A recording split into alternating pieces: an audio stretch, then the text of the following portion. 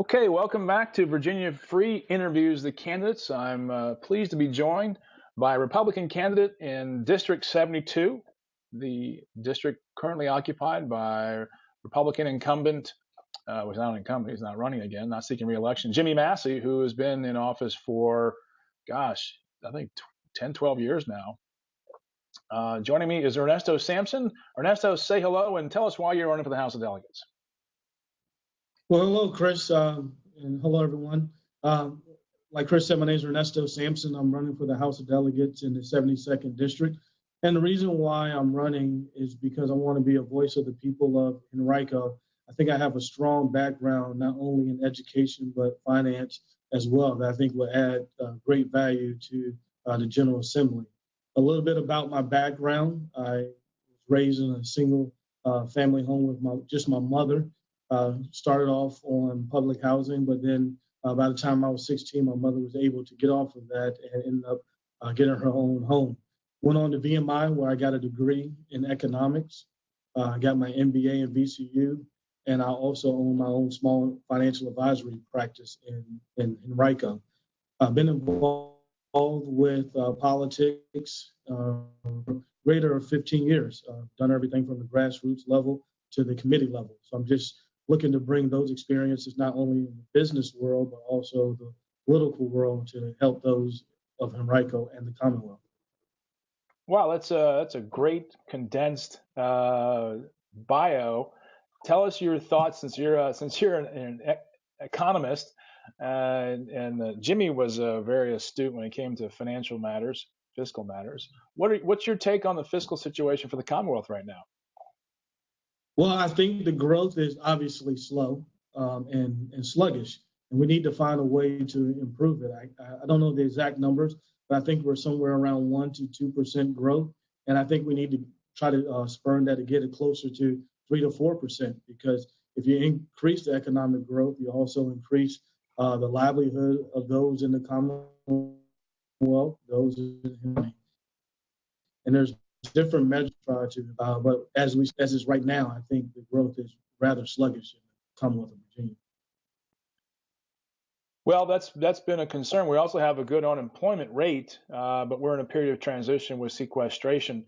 Let's dive into some issues that are of top concern for folks, especially now that healthcare is number one at the federal level. Let's talk about that. Tell us your thoughts on Medicaid expansion. Well, as far as Medicaid expansion is concerned, I don't think that we should be expanding that here in Virginia. As you know, for every dollar that we bring in, that's going to put us on the hook down the road for many more dollars. And we don't know what the federal government will, if they will stay in it or if they will pull the funds out. And that puts us on the hook, and we have to manage the budget here in Virginia, and we need to do that in a prudent manner. If the Fed, I'm just going to do some pushing back here, like I do with everybody, regardless of their positions, just to get some check the where the magic is to compromise in a lot of these issues. Is if the federal government said, "Hey, look, just take the money, and we're never going to make you pay a dime," would you be in favor of expanding it then? Well, if they said that, I would consider it, but I would just assume they would come back and down the road and say, hey, we know that we said that you wouldn't be responsible for it, but hey, new legislation came in or new rules are in place. Now you're on the hook for it. So I'm just a little weary when it comes to something like that. Okay. What else in healthcare is concern to you, and what are you hearing from your constituents as you knock on doors throughout your district? Well, when we were knocking on doors this past weekend, the concern has been really just not having a clear plan to if the Obamacare is going to be replaced, what is the plan that's going to replace it? So that's been the concern of not really knowing where we are with the repeal and replace that they're talking about in Washington and how that looks for Virginia. So it's more or less just uncertainty of where we're going over recent months of new administration. Do you think the messaging on the healthcare reform and the bills that Congress has been dealing with, specifically the House, do you think it's clear and simple and concise for the consumers to understand that? I don't think it's has been clear at all. I think you need to do a better job of, for lack of better terms, marketing what you want to do. And if you think about the terms repeal and replace, I mean, that almost has a negative connotation to it anyhow. So if you kind of say this is our idea of how healthcare should look going forward, then I think the American public would be a little bit more receptive and listen to what you have to say that you choose. And then I think you can bring more people that may be in the center or undecided to support you and back what your measures are. Because if you speak to any business owner, you talk to individuals, they know that although the plan that is in place now had good intentions, it's not really working for people. Premiums are going up. People are really, a lot of small business owners are really facing challenges of should they be offering plans to their employees or should they just completely get out of it? So it's just a matter of, okay, this is where we are today. This is where we want to go, and just structure the language a bit better. Okay. In your role professionally as a financial advisor or planner for folks, there's a lot of complexity in just planning personal finances, let alone government finances and everything else. And I guess I'm going to focus in on the complexity. What works from a messaging standpoint so that your clients, your customers understand what you're talking about? I mean, you have an MBA. I mean, there's a lot of bright people in the financial world, but frankly, for a lot of folks, it's just so daggone complicated. What really works in helping them see what you're trying to get them to see? So the simplest way I like to communicate to my clients, and when we're talking about complex investment issues or financial strategies, I say, whatever we discuss today, I want you to be able to take these strategies and be able to communicate it to a third grader. If you can't communicate what you want to do to a third grader, then one, that person really is not understanding it, and two, they won't remember it. Because as simple as you make the terms or as simple as you make the strategies, they will be able to remember what you're saying. Now, you can have a bunch of complexities in the strategy, but as far as how they understand what's going on and the verbiage a little bit simpler. And I think that holds true certainly in politics as well. And you having basically grown up in the party politically, you've been active for, you said, 15 years. I mean, these are the complexities in policy can, be difficult to translate down into the committee level where a lot of decisions are ultimately made, and that's for both parties. Do you see that as a problem as well? I do, and I think a part of the problem is you get news from different outlets, and then you have messaging that's coming from different committee levels. And when you try to put all that together, or when you have differing messages, people tend to only pick up bits and pieces of it. So if we have one common message, one common theme, then I think people will be able to grasp it a little bit better, and then people will be a little bit more accepting of what you're trying to convey to them. Right. It's like when I'm talking to a client about retirement planning, if they tell me they want to, they tell me what their retirement lifestyle is. I said, well, envision what you want to do during retirement. Is it you vacationing? Is it you spending more time with your grandkids? And they may say, yes, I want to spend more time with my grandkids. I said, well, we're going to have to replace your income at X amount. And then they understand because they can visualize X amount equals being able to spend more time with their grandkids. I think you can do the same thing with messaging in the party and on the news, where we say, okay, if we want to improve healthcare, these are the things that we're going to do. And by doing that, people can get X or people can get Y. And I think that's a better way to, people remember an example more than they remember a term or numbers or things of that nature. So you think it's important to put things in a personal human context, and I, having been in sales all my life too, it seems that that's important to do. Let's jump over to education, something you said you're very passionate about. VMI grad, VCU, MBA. You said earlier before we started that you wanted to continue the legacy that Delegate Massie had created there. What are you envisioning in K through 12? Well, through K through 12, I want to look at ways that we can get more dollars into the classroom to support kids.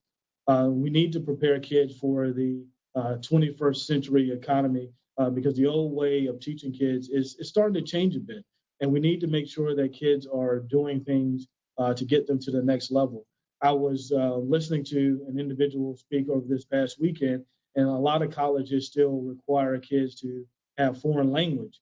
Well, there's part of a change in the economy and in kids thinking that maybe we add coding to something that allows kids to improve from an education standpoint.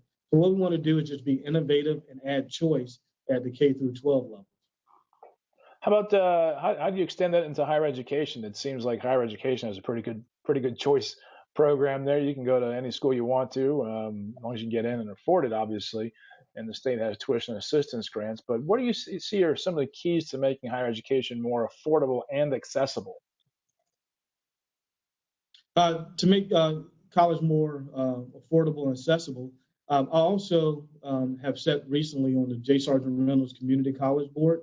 And on the J. Sargent Community College Board and working with community college, I think there's a way that we can help parents pay for school by maybe taking some classes and getting some degrees at the associate level and then transferring on to the four-year colleges. Because if you're paying $1,000 a year right now to go to a four-year institution, if you can defray some of the costs at the community college level, then that helps out the student, that helps out the parents. Because if kids right now are coming out with $26,000, $27,000 on average in debt, that puts you behind the eight ball substantially when you're trying to build wealth in life and start a family, because you're spending more time paying your student loans back, if you pay your student loans back, than you are investing in your home, investing in your community, and investing. So I think it's a way that if we can partner better with the community colleges and with the four-year institutions, then I think that will be a bonus. And then from the four-year institution level, we have to look at ways to cut expenses at the four-year level and cut the rate that that the four-year colleges are increasing tuition, because that's a big burden on everyday families. If couples are, let's say they make $100,000 combined, and the tuition is $26,000. Well, if you just look at those numbers, that's pretty unaffordable for a strong middle class family. And then if you go down the income levels, it becomes even more of a burden. And if you're looking not only from the financial aid level, those families may not be able to afford a lot. They may not be eligible for a lot of financial aid because of their income level. So just looking at ways to kind of reform and cut some of the expenses at the college level. One of the people running for lieutenant governor, the Democratic side, Justin Fairfax, he had an interesting idea that we could have a refinancing program here in Virginia for all that student debt, set up lower interest rates, and help students and graduates to pay off their loans in a more timely manner. Is that a concept you would support? And if not, why not? Well, I would have to see a little bit more details of what he means by refinancing, because right now you are able to go back to the different loan departments when rates are attractive and refinance them. So we really have to see what the refinancing levels are that he's recommending, and also what the terms are. So any payment is great as long as you know the terms and the rate. So we don't want folks to end up extending out their loans just to get a better rate, and then at the end of the day end up paying more than if they have a shorter term. So to answer the question, I would want to learn a little bit more about what the refinancing means and what we're talking about, and if that's different than what you're currently able to do when you go back to the current student loan providers and are able to refinance your loans. Okay. In the context of refinancing and fiscal issues, Standard & Poor's recently came out and said Virginia's general obligation debt is I guess I don't want to use the term inappropriately, but not as strong as it used to be because of some of the things that we've done in our financing, and some of the gubernatorial candidates have put out some tax plans. Is there a tax plan that you like more than the other, or is it something that should be taken a more go slow approach given the fiscal situation that we're in relative to our general obligation debt? I've looked at some of the candidates' tax plans, and I am in agreement to a certain extent. I do believe that we need to reduce the income taxes that our individuals in the Commonwealth pay at the level that they should cut.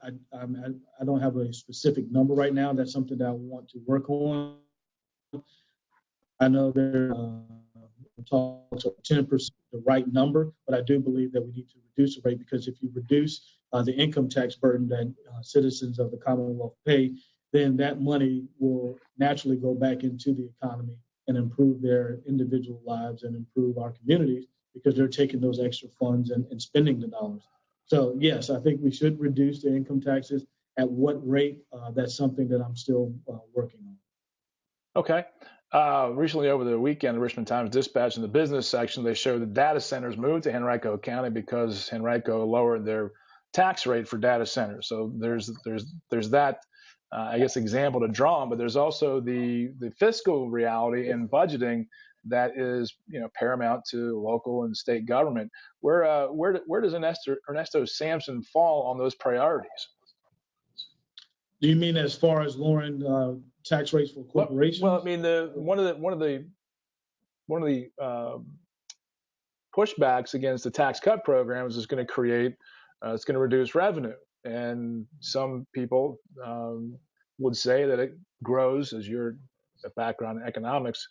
Some economics-minded economists would say it'll help grow the economy, which will bring more revenue. But it's kind of difficult to make those judgments when you're trying to balance the budget, because when you come down to actually balancing the budget, everything has to add up in Virginia. We don't get any grace period like the federal government does. We don't, and then finance it, which is horrible business practice. But where do you fall in making those distinctions? Because everyone in campaigns, people say, "Oh, I'm not going to raise taxes." Okay, or I'm going to cut taxes. Okay. At the end of the day, you got to balance your budget and pay your people.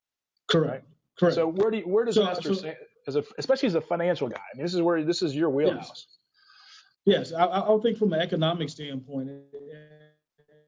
By cutting and come into, they're bringing in new employees, and those employees will be spending more money in the local economies. If they're not moving to the localities, they'll be definitely spending money shopping, going out to lunch, things of that nature. So just by increasing or decreasing the taxes, you're allowing folks to spend more money in the local economy. Also, you're just looking at it from a Reagan budgetary standpoint. You're just saying, okay, we're reducing our taxes, and those numbers will allow people to be more prosperous in our locality. Okay. Transportation. We raised taxes for transportation in 2013 to pay for roads. A lot of construction projects going on there, and some people are suggesting we need to do more. One of the candidates for governor is saying we need to do more and raise gas taxes even higher. Where do you fall in funding transportation? I think as far as funding transportation, we need to look at it from a prudent standpoint and look at a way to do it where we don't raise taxes as much as we did in 2013. So definitely looking at ways to get the dollars into transportation, but doing it on a prudent standpoint.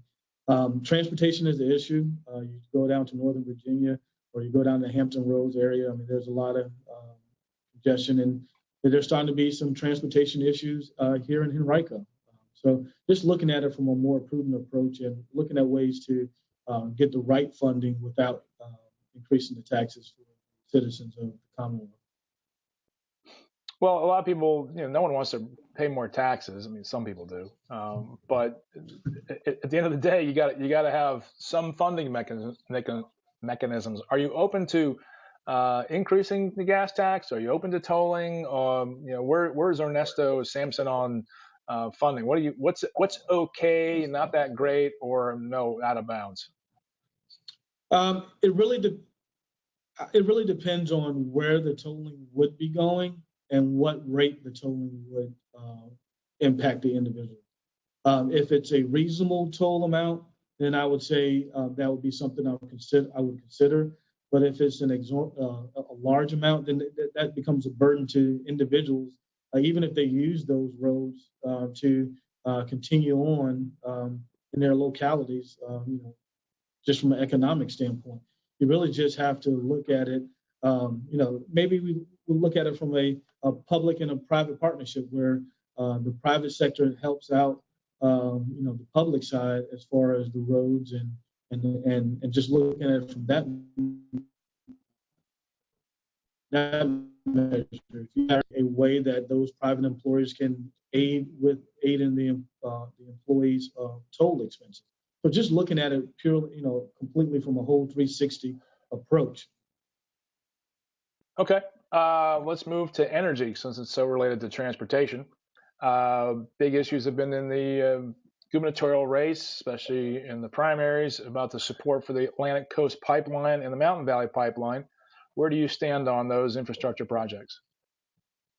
I'm for those, and I think we should be looking at ways to, get those here in Virginia, as long as we do it in a sensible, friendly, environmentally friendly way. I'm all for it. Does that extend also to offshore drilling that has been suggested by the Trump administration? Yes. All energy sources, ways that we can improve our own for, as long as we do it in a prudent, environmentally friendly manner. Okay, and so you're all the above. You're all the above. Correct. As long as we do it in a sensible way, and we're looking at things, and we're not doing it, taking any shortcuts or things of that nature, I am for it. Okay. Well, Ernesto, it's been great connecting with you with the power of the internet here. We wish you the very best. Is there any final thoughts you have for us before you go on about more campaigning for your June primary, right? June 13th?